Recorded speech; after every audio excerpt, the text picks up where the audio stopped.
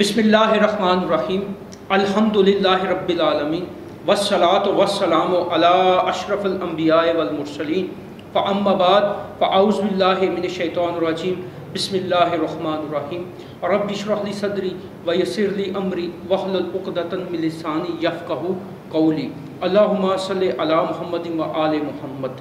اپنے دیکھنے والے تمام معزز ناظرین و سامعین کو میری طرف سے، میری ٹیم کی طرف سے ماہ رمضان کا 14واں روزہ بہت بہت مبارک ہو۔ السلام علیکم ورحمۃ اللہ وبرکاتہ۔ آپ دیکھ رہے ہیں پروگرام فضیلت رمضان اور میں ہوں آپ کا ہوسٹ پروفیسر مدثر نجفی۔ ہمارے ساتھ موجود ہیں گجرانوالہ کے نامور مذہبی اسکالر جناب پروفیسر علامہ امجد علی مراتوی صاحب، جو روز ہمارے ناظرین کو بڑی اچھی تعلیمات سے روشناس کراتے ہیں، اسلامی تعلیمات سے روشناس کراتے ہیں۔ آج ہمارا ٹاپک ہے صبر، لیکن صبر جو ٹاپک ہے اس پہ ہم گفتگو کرنے سے پہلے میں اپنے ناظرین سے ایک چھوٹی سی بات کرنا چاہوں گا۔ ناظرین، اکثر میں اپنے ارد گرد قریب میں دیکھتا ہوں کہ جن لوگوں نے روزہ رکھا ہوتا ہے وہ ایسے بیہیو کرتے ہیں جیسے انہوں نے کسی دوسرے پر احسان کیا ہوا ہے۔ اس چیز کو آپ نے اپنی زندگی سے ختم کرنا ہے۔ روزہ رکھا ہوا ہے آپ نے اپنی ذات کے لیے رکھا ہوا ہے۔ آپ یہ نہ شو کریں، آپ جہاں پہ کام کرتے ہیں، کسی آفس میں کام کرتے ہیں، کسی باس کے انڈر کام کرتے ہیں، تو اس کو اپنے رویے سے یہ ظاہر مت کیجیے کہ میں نے روزہ رکھا ہوا ہے اور میں جو ہے کام مکمل نہیں کروں گا، کام چوری کر رہا ہوں، ٹھیک ہے۔ اور آپ اپنا کام مکمل کریں۔ روزہ اس بات کا تقاضا کرتا ہے کہ جو آپ کی ذمہ داریاں ہیں وہ آپ پوری طرح ادا کریں، نہ کہ یہ کہ آپ ان ذمہ داریوں سے بھاگیں اور چھوٹ طلب کریں۔ اور اس کے ساتھ ہی میں ان لوگوں سے بھی ریکویسٹ کرتا ہوں جو باس ہیں، جن کے نیچے کافی لوگ کام کرتے ہیں، جن کے سبارڈینیٹ ہیں، اور آپ بھی ماہ رمضان میں ان کا خاص خیال رکھیں۔ اگر آپ ان کو ان کے کام میں تھوڑی سی ریلیکسیشن دیتے ہیں تو یہ آپ کا اعلیٰ ظرف ہے، آپ کا بڑا پن ہے۔ اللہ تعالیٰ اس کا آپ کو اجر دے گا، اللہ تعالیٰ اس کا آپ کو ثواب دے گا۔ ابھی ہم بڑھتے ہیں اپنے موضوع کی طرف جو آج ہمارا موضوع ہے جی صبر۔ جی علامہ صاحب السلام علیکم سر۔ وعلیکم السلام سر کیسے ہیں آپ؟ ٹھیک ہیں؟ اللہ کا شکر ہے۔ ماشاء اللہ سے آج دوسرے عشرے کا چوتھا روزہ ہے، اور کیسا گزرا آپ کا؟ بہت اچھا گزرا، بہت ہی اعلیٰ گزرا۔ اللہ کا بہت احسان ہے، اللہ کا کرم۔ ماشاء اللہ۔ اچھا، آج ہمارا ٹاپک ہے صبر۔ ہمارے ناظرین کو اس کے بارے میں آپ کیا بتائیں گے؟ بسم اللہ الرحمن الرحیم۔ نحمدہ ونصلی ونسلم علی رسولہ الکریم، اما بعد فاعوذ باللہ من الشیطان الرجیم، بسم اللہ الرحمن الرحیم۔ قال اللہ تبارک و تعالی فی القرآن المجید والفرقان الحمید، اعوذ باللہ من الشیطان الرجیم، بسم اللہ الرحمن الرحیم۔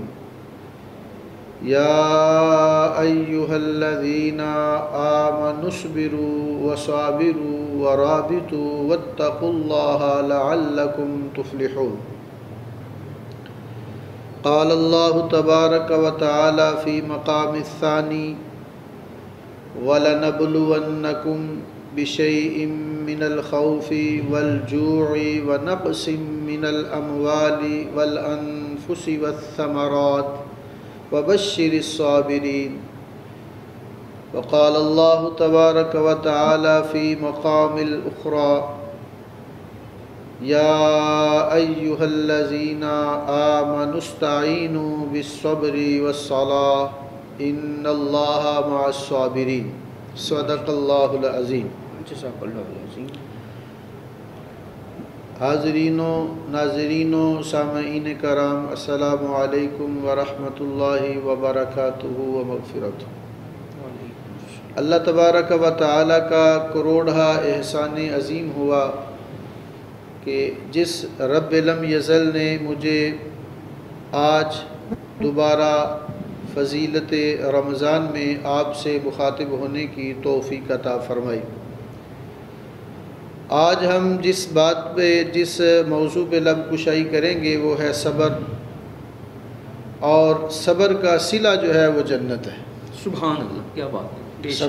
آج کا جو ہمارا موضوع سخن ہے جس پہ ہم بات کریں گے وہ ہے صبر، اور صبر جو ہے اس کا اجر جو ہے وہ جنت ہے۔ جنت، بے شک بے شک۔ اور صرف جنت ہی نہیں ہے بلکہ خالق کائنات، جنت کا مالک و جنت کا خالق، جنت کا مالک رب العالمین خود اس بندے کے ساتھ ہو جاتا ہے۔ جنت بھی ہے اور جنت کا مالک بھی اس صبر کرنے والے کے ساتھ ہے۔ دیکھیں ویسے رمضان المبارک جو ہے یہ صبر کا مہینہ ہے، اس میں آپ دیکھیں صبر ہی صبر ہے، اور یہ ماہ مقدس بندے کو صبر کرنے کا طریقہ اور سلیقہ جو ہے وہ فراہم کرتا ہے۔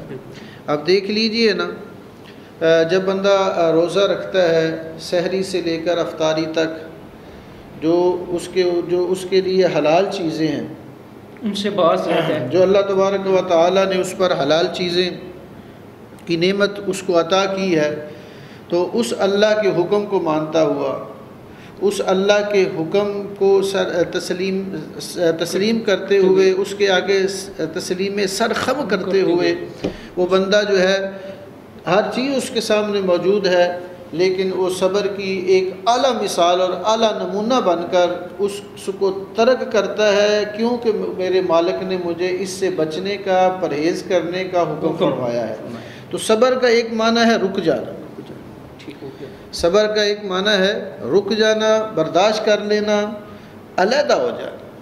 تو یہ جو صبر کرنا اللہ تبارک و تعالیٰ کی خاص نعمت جس پہ ہوتی ہے، خاص احسان جس پہ ہوتا ہے، اللہ صبر کی نعمت اس کو عطا کرتا ہے۔ بے شک اللہ اور اپنے خاص بندوں کو یہ نعمت سے اللہ تعالیٰ مستفید فرماتا ہے، اور اللہ کے جو خاص بندے ہیں جنہوں نے کلمہ پڑھا ہے، وہ دارہ اسلام میں داخل ہیں، وہ سارے کے سارے اللہ کے خاص ہیں۔ کلہم انسانوں کو دیکھیں آپ، انسانوں کو دیکھیں، اور انسانوں میں پھر جو تمام مذاہب والے ہیں ان کو دیکھیں، تو ان میں جو ایمان والے ہیں یہ خاص ہیں۔ اللہ تبارک و تعالی خاص طور پہ جو آیت کریمہ میں نے آپ کے سامنے تلاوت کرنے کی سعادت حاصل کی ہے، اس میں اللہ تبارک و تعالی صرف اور صرف ایمان والوں کو خطاب فرما رہے ہیں کہ یا ایھا الذین آمنو، اے ایمان والو۔ معلوم ہوا کہ یا ایھا الناس کا لفظ اللہ کی ذات نے استعمال نہیں فرمایا، یا ایھا الناس کا جملہ نہیں آیا، یا ایھا الناس کہہ کے اللہ نے نہیں بلایا، پکارا نہیں ہے، بلکہ فرمایا کہ یا ایھا الذین آمنو، اے ایمان والو۔ تو معلوم ہوا کہ ایمان کی دولت کا مل جانا، ایمان کی نعمت کا مل جانا، ایمان کا دل، دماغ اور سینے میں صلاحیت کا کر جانا، یہ اللہ تبارک و تعالی کی طرف سے یہ خاص انعام خداوندی ہے۔ اللہ تبارک و تعالی آپ کا اور میرا مقدر کرے کہ اللہ تعالی ہم سب کو اس نعمت سے مستفید اور فیض یاب ہونے کی توفیق عطا فرمائے انشاءاللہ، آمین۔ اب اللہ کی ذات نے فرما دیا کہ یا ایھا الذین آمنو۔ میں گفتگو سے پہلے عرض کروں گا کہ آج کا بھی جو ہماری گفتگو ہوگی وہ قرآنی آیات کے حوالہ سے ہوگی اور حدیث مبارکہ کی روشنی میں ہوگی۔ قرآن و حدیث کی روشنی میں صبر کیا ہے؟ آپ جانتے ہیں کہ ہم جو بھی گفتگو کرتے ہیں یا تو وہ قرآنی آیات سے ریلیٹڈ ہوتی ہے یا پھر وہ حدیث مبارکہ کی روشنی میں آپ کی گوش گزار جو ہے کی جاتی ہے۔ تو اللہ تبارک و تعالی نے فرما دیا کہ اے ایمان والو، یا ایھا الذین آمنوا اصبروا، اگر اس کو ملا کے پڑھتے ہیں تو آمنوا اصبروا وصابروا ورابطوا واتقوا اللہ لعلکم تفلحون۔ اس کا معنی یہ بنتا ہے کہ اللہ فرماتے ہیں کہ اے ایمان والو، صبر کرو اور اس پہ ڈٹ جاؤ، صبر کرو اور اس پہ ڈٹ جاؤ اور اللہ سے ڈرتے رہو، لعلکم تفلحون، تاکہ اللہ تمہیں کامیابی سے ہمکنار فرما دے، تاکہ اللہ تعالیٰ تمہیں کامیابی کی منزلوں پہ کامیابی کی منزلوں میں اللہ تبارک و تعالیٰ تمہیں عروج پہ لے جائے۔ تو صبر کرنا کامیابی کی طرف جانا ہے، صبر کرنا اس کا صلہ جنت ہے، صبر کرنے سے اللہ تبارک و تعالیٰ کا قرب ملتا ہے، صبر کرنے سے اللہ تعالیٰ کا ساتھ ملتا ہے، صبر کرنے سے اللہ تبارک و تعالیٰ اپنے بندے کی رہبری و رہنمائی فرماتا ہے۔ جی ناظرین، امید ہے کہ آپ کو قاری صاحب کی، علامہ صاحب کی جو باتیں ہیں وہ بہت اچھی لگ رہی ہوں گی، لیکن یہاں پر وقت ہوا ایک چھوٹے سے وقفے کا، وقفے کے بعد ملتے ہیں اور یہیں سے سلسلہ شروع کرتے ہیں۔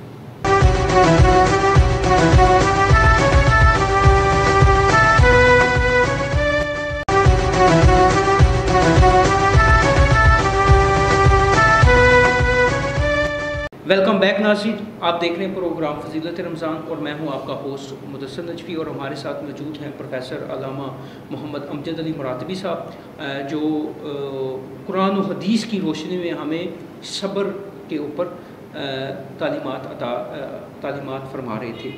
بڑی مفید تعلیمات دے رہے ہیں آپ۔ میں آپ سے گزارش کرتا ہوں کہ مزید ہمارے ناظرین کو قرآن و حدیث کی روشنی میں بتائیے کہ صبر کرنے والوں کا کے ساتھ اجر کیا۔ شکریہ سر، مہربانی۔ میں عرضی پیش کر رہا تھا آپ کی بارگاہ عالیہ میں کہ اللہ تعالیٰ فرماتا ہے کہ اے ایمان والو صبر کرو اور اس پہ قائم رہو اور اللہ سے ڈرتے رہو۔ بے شک۔ تو جو اللہ سے ڈرتا ہے، صبر کرتا ہے اور صبر پہ قائم رہتا ہے، تین باتیں، صبر کرتا ہے، صبر پہ قائم رہتا ہے اور اس صبر پہ قائم رہنے کے ساتھ ساتھ وہ اللہ سے ڈرتا رہتا ہے۔ اللہ اکبر۔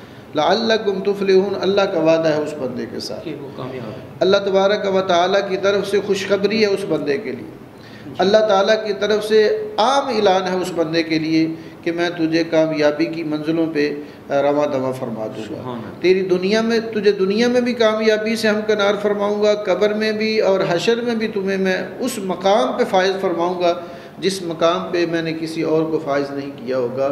تو یہ صلہ ہوگا تیرے صبر کرنے کا، یہ اجر ہوگا تیرے صبر کرنے کا، پھر جنت میں بھی تیرے صبر کرنے کے صلہ میں جو مقام ملے گا وہ بھی سب سے انوکھا اور نرالا ہوگا۔ اور قرآن کریم کی دوسری آیات مبارکہ میں صبر کے حوالہ سے اللہ تبارک و تعالی نے فرما دیا کہ وَلَنَبْلُوَنَّكُمْ بِشَيْءٍ مِّنَ الْخَوْفِ وَالْجُوعِ وَنَقْصٍ مِّنَ الْأَمْوَالِ وَالْأَنفُسِ وَالثَّمَرَاتِ وَبَشِّرِ الصَّابِرِينَ۔ اور اس آیت کریمہ میں اللہ تبارک و تعالی نے فرمایا کہ ہم تمہیں خوف، بھوک، مال، جان اور پھلوں میں کمی کے حوالہ سے تمہاری آزمائش کریں گے۔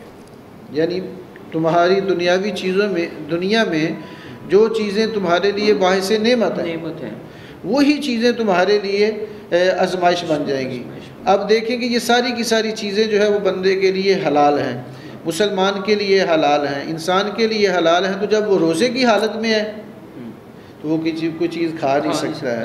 تو اللہ نے فرمایا کہ بعض اوقات ایسا ہوگا، کبھی میں تمہیں رزق میں وسعت عطا کروں گا، رزق کی فراوانی آپ کے پاس ہوگی، رزق میں آپ مالا مال ہوں گے۔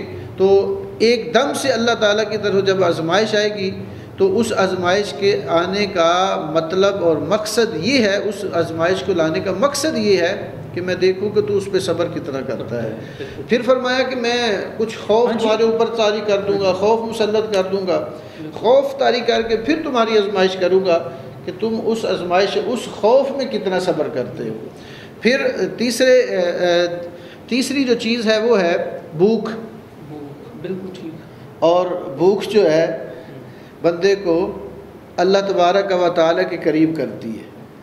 جتنے آپ اگر آپ ریاضت میں آگے بڑھنا چاہتے ہیں، جی، عبادت میں آپ آگے بڑھنا چاہتے ہیں، تو جتنا آپ کم کھانا کھائیں گے اتنی ہی روحانیت اور نورانیت جو ہے وہ اللہ تبارک و تعالیٰ کی طرف سے آپ کو میسر ہوگی۔ عبادات میں آپ کا دل ہوگا، کم کھانا، کم بولنا اور کم سونا، ٹھیک ہے، یہ تین ایسے اعمال ہیں جو آپ کو اللہ تعالیٰ کے قریب کرتے ہیں۔ بے شک۔ اور یہاں پہ میں ایک اور بات بھی ایڈ کروں گا، ابھی بھوک کی بات کر رہے ہیں سر، کہتے ہیں کہ جو خالی پیٹ ہے وہ زیادہ عاجزی اور انکساری جو ہے خالی پیٹ کے ساتھ ہوتی ہے۔ جو پیٹ بھرا ہوتا ہے نا اس میں عاجزی و انکساری کم ہوتی ہے۔ اولیاء اللہ کی اگر ہم تعلیمات دیکھتے ہیں تو وہ مطلب کہ نا عاجزی و انکساری دکھاتے ہیں، اور پیٹ بھر کے کھانا نہیں کھاتے، کئی کئی دنوں تک بھوکے رہتے ہیں.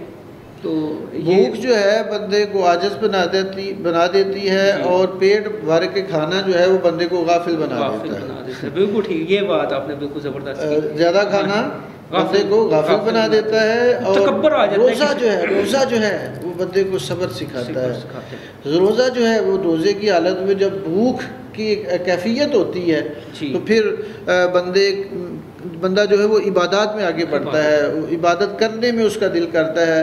اور پھر اس کا صلہ دیکھیں نا، رسول کریم صلی اللہ علیہ وسلم فرماتے ہیں کہ اللہ تبارک و تعالیٰ کا اعلان ہے خاص اس روزہ دار کے لیے. فرمایا کہ جب افطار کا ٹائم ہوتا ہے تو جو اللہ تبارک و تعالیٰ اس کی دعا کو قبول فرماتا ہے. جو اس کی دعا ہوتی ہے اللہ اس کو قبول فرماتا ہے. کیوں؟ کہ سارا دن اس نے بھوک میں گزارا ہے، سارا دن اس نے ہے نا کہ ایک جو ہے خوشی اس کو افطاری کے بعد، ایک خوشی جو ہے اس کو روزے محشر میں اللہ تعالیٰ. وہ تو میں ابھی بات نہیں نہ کر رہا، میں یہ عرض کر رہا ہوں کہ دیکھیں اس نے سارا دن بھوک برداشت کی. بالکل. تو بھوک کا اجر اللہ نے کیا دیا؟ جب آپ نے اللہ کی رضا کے لیے بھوک برداشت کی ہے نا، روزہ آپ نے اللہ کی رضا کے لیے رکھا ہے، سارا دن آپ نے کھانے پینے سے اجتناب کیا ہے، پرہیز کیا ہے. اللہ فرماتا ہے اچھا میری رضا کے لیے تو نے سب کچھ کیا ہے، اے میرے بندے مجھے راضی کرنے کے لیے تو نے سب کچھ کیا ہے، میں تیرا مالک تجھ پہ راضی بھی ہو گیا ہوں، اور تو اب افطاری کے وقت جو دعا کرے گا میں تیری دعا کو بھی قبول فرماؤں. سبحان اللہ. تو اس کے بعد پھر اللہ کی ذات نے فرمایا کہ مال کے ساتھ بندے کو بڑی محبت ہے، اور مال کے بارے میں اللہ نے فرمایا کہ انما اموالکم واولادکم فتنہ، یہ مال اور اولاد تمہارے لیے فتنہ ہے. تو اس کے بارے میں بھی اللہ نے فرما دیا. پھر جان اور پھر پھلوں میں کمی کے حوالہ سے اللہ کی ذات نے فرمایا کہ میں تمہاری آزمائش کروں گا. تو جو اس آزمائش میں صبر کرے گا، ثابت قدم رہے گا، اللہ نے فرمایا کہ وبشر الصابرین.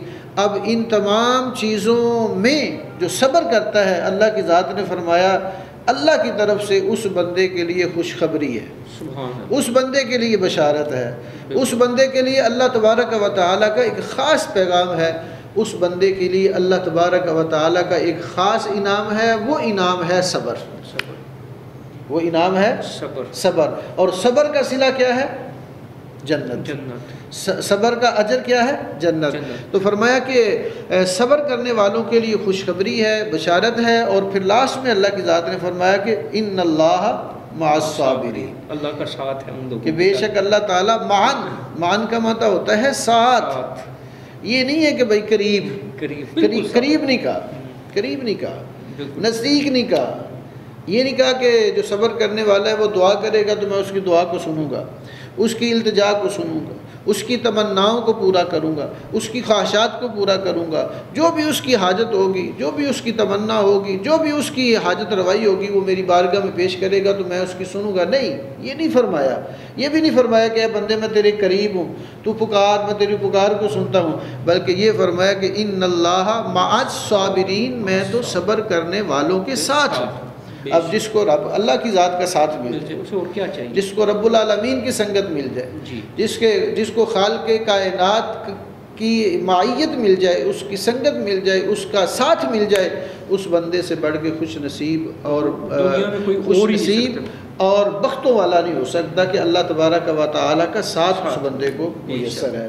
تو یہ سارے کا سارا صلہ کس کے لیے ہے؟ صبر کرنے پہ. تو جو صبر کرتا ہے اللہ تبارک و تعالیٰ پھر اس کو یہ اجر عطا کرتا ہے. تو روزہ جو ہے یہ ہمیں صبر کرنے کی تلقین کرتا ہے، یہ ہمیں صبر کرنے کا درس دیتا ہے، یہ صبر کرنے کا ہمیں سبق دیتا ہے، درس دیتا ہے، تلقین کرتا ہے، اور صبر کے رستے پہ چلنے کی بھی اللہ یہ روزہ ہمیں توفیق عطا بھی دیتا ہے. پریکٹس بھی ہو رہی ہے، پریکٹس ایک ہی بات ہے کہ ہم جو ہے 10-12 گھنٹے جو بھوک برداشت کرتے ہیں، پیاس برداشت کرتے ہیں. تو اور اسی سے ملتی جلتی ایک اور حدیث، ایک آیت کریمہ. فی الحال قطع کلامی کے لیے معاف، یہاں پہ وقت ہوا ہے ایک اور چھوٹے سے وقفے کا. وقفے کے بعد آئیں گے اور انشاءاللہ دوبارہ سے یہاں سے شروع کریں گے.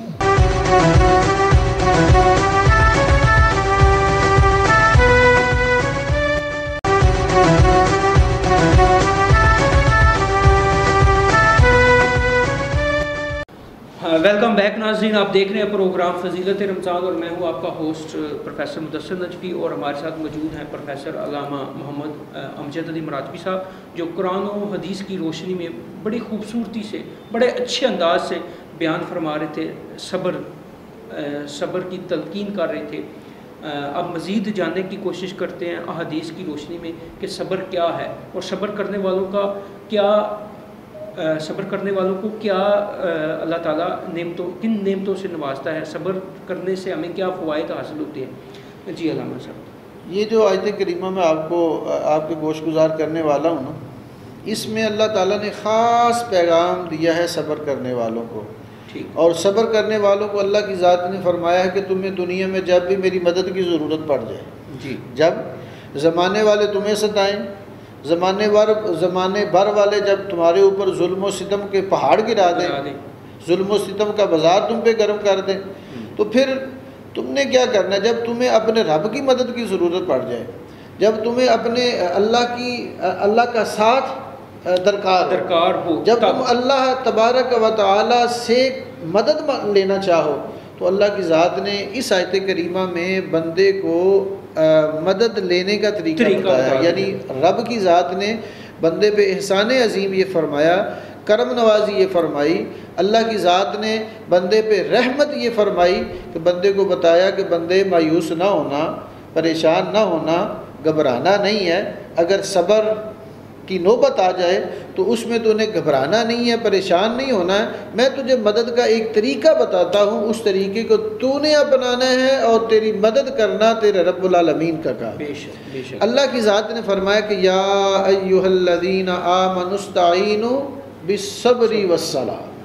اب یہ بھی حکم خاص ہے ایمان والوں کے لیے، آپ تو سمجھ گئے ہیں نا، ماشاءاللہ آپ تو پہلی موضوع سمجھ گئے ہیں کہ یا ایھا الذین آمنوا، اے ایمان والو، استعینوا بالصبر والصلاۃ، کہ جب تمہیں میری مدد کی ضرورت پڑ جائے۔ اللہ اکبر۔ اب تھوڑا سا اس پہ غور طلب بات ہے، اور میں چاہوں گا کہ میرے سامعین اس پہ تھوڑا سا غور فرمائیں کہ اللہ فرماتا ہے کہ استعینوا، جب تمہیں میری مدد کی ضرورت پڑ جائے، ضرورت ہو تو کیا کرو؟ نماز، بالصبر والصلاۃ، تم نے صبر کرنا ہے اور نماز پڑھنی۔ کیا کرنا ہے؟ صبر کرنا ہے اور نماز پڑھنی ہے، تو میری مدد تمہارے ساتھ ہوتی ہے۔ تو یہ دیکھ کتنا آسان کام ہے، لیکن ہم اس سے کوسوں دور ہیں، ہماری زندگی جو ہے اس سے جناب والا وہ کوسوں دور ہے۔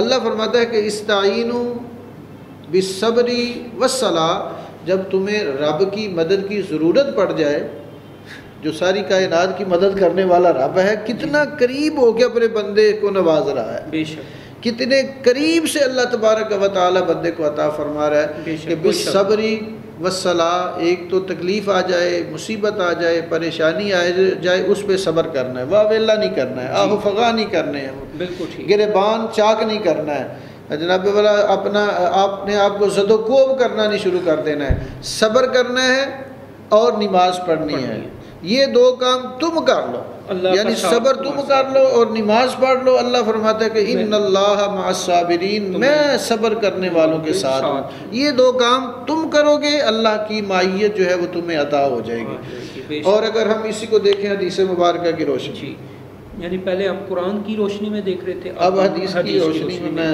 عرضی جو ہے وہ پیش کرنے لگا ہوں۔ اس حدیث کو روایت کیا ہے حضرت امام مسلم رحمہ اللہ نے، اور یہ صحیح مسلم کے اندر یہ حدیث موجود ہے، اور اس حدیث کے راوی کا نام حارث بن عاصم اشعری رضی اللہ تعالی عنہ ہے۔ وہ فرماتے ہیں کہ نبی کریم صلی اللہ علیہ وآلہ وسلم نے فرمایا، یہ حدیث جو ہے اس کا متن تھوڑا لمبا ہے، لیکن یہ صبر سے ریلیٹڈ ہے، کچھ صبر سے پہلے اللہ کی ذات نے کچھ چیزیں بیان فرمائیں۔ اللہ کی رسول پاک صلی اللہ علیہ وآلہ وسلم نے فرمایا کہ صفائی ایمان کا حصہ ہے، الطہور شطر الایمان، صفائی ایمان کا حصہ ہے۔ الحمدللہ بندہ پڑھتا ہے تو وہ ترازو کو بھر دے گا، جو قیامت کے دن میزان لگا ہوگا نا، ایک طرف نیکیاں اور ایک طرف برائیاں کو اللہ کی ذات نے فرمایا کہ جو الحمدللہ پڑھتا رہتا ہے، الحمدللہ کا ثواب اتنا ہوگا کہ اس کا میزان جو ہے، اس کا ترازو جو ہے وہ بھر دیا جائے گا۔ پھر فرمایا سبحان اللہ اور الحمدللہ زمین و آسمان کے درمیان جو خلا ہے اس کو بھر دیتا ہے۔ الفاظ پہ غور کیجیے، اور یہ تحفہ ہے رسول پاک صلی اللہ علیہ وسلم کی طرف سے سامعین کے لیے، جو میں اپنے سامعین کی نظر کر رہا ہوں کہ اللہ کے رسول صلی اللہ علیہ وسلم نے فرمایا کہ صفائی جو ہے وہ ایمان کا حصہ ہے، اور پھر اس کے بعد فرمایا کہ الحمدللہ جو ہے یہ بندے کے ترازو کو بھر دے گا۔ پھر فرمایا سبحان اللہ اور الحمدللہ پڑھنے والا جو ہے اس کو ثواب اتنا ہوگا کہ اس کی نیکی اتنی زیادہ ہوگی کہ زمین اور آسمان کے درمیان جو خلا ہے اس کو نیکیوں سے بھر دیا جائے گا۔ اور پھر اللہ کے رسول صلی اللہ علیہ وسلم نے فرمایا کہ نماز نور، الصلاۃ نور، نماز جو ہے وہ نور ہے بندے کے لیے، اور پھر فرمایا کہ صدقہ جو ہے وہ دلیل ہے، اور پھر اس کے بعد رسول پاک صلی اللہ علیہ وسلم نے فرمایا کہ الصبر ضیاء، صبر جو ہے وہ روشنی ہے، صبر روشنی ہے۔ یعنی یہ ساری باتیں بیان فرمانے کے بعد آخر میں اللہ کے رسول صلی اللہ علیہ وسلم نے فرمایا کہ صبر جو ہے وہ ضیاء ہے، روشنی ہے، اور یہ بندے کو روشنی اس وقت فراہم کرے گی جب نفسا نفسی کا عالم ہوگا، قیامت کا دن جو 50,000 سال کا ایک دن ہوگا، تو اس دن جب کوئی روشنی نہیں ہوگی، اللہ تبارک و تعالی صبر کرنے والوں کو صبر کی روشنی عطا کرے گا، اور اس صبر کی روشنی میں وہ چل کر میدان محشر میں جائیں گے۔ تو یہ ہے صبر کا صلہ۔ ایک تو صلہ جنت ہے، اور ایک اللہ کی ذات نے فرمایا صبر کرتا ہے اس کے سینے کو میں نور علی نور کر دیتا ہوں، اس کے سینے کو میں نور علی نور کرنے کے بعد پھر اس کو ہدایت کے نور سے مزین فرما دیتا ہوں، اور ہدایت کے رستے پر چلنا اس کے لیے آسان فرما دیتا ہوں۔ اور پھر میرے کریم آقا علیہ الصلوۃ والسلام نے فرمایا کہ جو شخص صبر سے کام لے گا، جو شخص صبر سے کام لے گا، اللہ تبارک و تعالی اس کو صبر عطا فرمائے گا۔ جو صبر سے کام لے گا اللہ تعالیٰ اس کو صبر کرنے کی قوت اور ہمت اور توفیق بھی عطا فرمائے گا۔ ہر چیز تو عطا رب کی ذات کرتی ہے نا، تو فرمایا جو صبر کرے گا اللہ اس کو صبر کرنے کا حوصلہ اور طاقت بھی عطا فرمائے گا۔ تو یہ وہ چند چیزیں ہیں جو صبر کے حوالہ سے میں اپنے قارئین تک، اپنے سامعین تک پہنچانے کی میں نے جو کوشش کی۔ دعا ہے کہ اللہ تبارک و تعالی مجھے اور آپ کو اس پر عمل پیرا ہو کر زندگی گزارنے کی توفیق عطا فرمائے۔ بندے کی زندگی میں سامعین بہت سارے اتار چڑھاؤ آتے رہتے ہیں، گردش ایام لیل و نہار میں اپ ڈاؤن بندے کی زندگی میں آتے رہتے ہیں، اچھے اور برے دن آتے رہتے ہیں۔ تو برے دنوں میں اللہ تعالیٰ کی طرف سے اگر مصیبت تکلیف آ جائے تو اس پہ صبر ہے، اچھے دن آ جائیں تو اس پہ شکر ہے۔ فرمایا صبر اور شکر جو بندہ کرتا ہے وہ کبھی بھی مفلس نہیں ہوتا، کبھی بھی تنگ دست نہیں ہوتا۔ شکر کرتا ہے تو پھر اس شکر کرنے سے اللہ اس کے رزق کو اور بڑھا دیتا ہے۔ صبر کرتا ہے تو صبر کرنے پہ اللہ تبارک و تعالیٰ اس کو صلہ یہ عطا کرتا ہے کہ وہ جنت کا حقدار بن جاتا ہے۔ تو صبر کا مل جانا، اللہ کی طرف سے آزمائش کا آ جانا، یہ بھی مومن بندے کے مقام کو بلند کرتا ہے، اور اللہ تعالیٰ کی طرف سے عنایات کا مل جانا، تو اس پہ بندہ جب شکر کرتا ہے تو اللہ تبارک و تعالیٰ اور اس کو عطا کر دیتا ہے۔ اللہ تعالیٰ میرا اور آپ سب کا حامی و ناصر ہو۔ اللہ تعالیٰ ہمارے اس ملک پاکستان کو اندرونی بیرونی خطرات سے محفوظ فرمائے۔ اللہ کی ذات ہمارے حال پہ رحم فرمائے، ہمارے حال پہ اپنا کرم فرمائے۔ اللہ کی ذات بیماروں کو شفا عطا فرمائے، تنگ دستوں کی غیب کے خزانوں سے امداد فرمائے، پریشان حالوں کی پریشانیوں کو دور فرمائے۔ اللہ کی ذات ہر مسلمان کو دین اسلام کے مطابق زندگی گزارنے کی توفیق عطا فرمائے۔ وآخر دعوانا ان الحمدللہ رب العالمین۔ جی ناظرین، امید ہے کہ آپ کو آج کا پروگرام بھی اچھا لگا ہوگا۔ اب دامن وقت میں گنجائش نہیں ہے کہ ہم اس موضوع کو اور جو ہے ڈسکس کریں۔ اب میں آپ سے اجازت چاہوں گا۔ اجازت پہ مولا علی کا قول، حضرت علی فرماتے ہیں کہ غلط بات پر غصہ آ جانا شرافت کی نشانی ہے، لیکن غصے کو پی جانا، غصے پر قابو پانا مومن کی نشانی ہے۔ اسی کے ساتھ میں آپ سے اجازت چاہوں گا۔ اللہ حافظ۔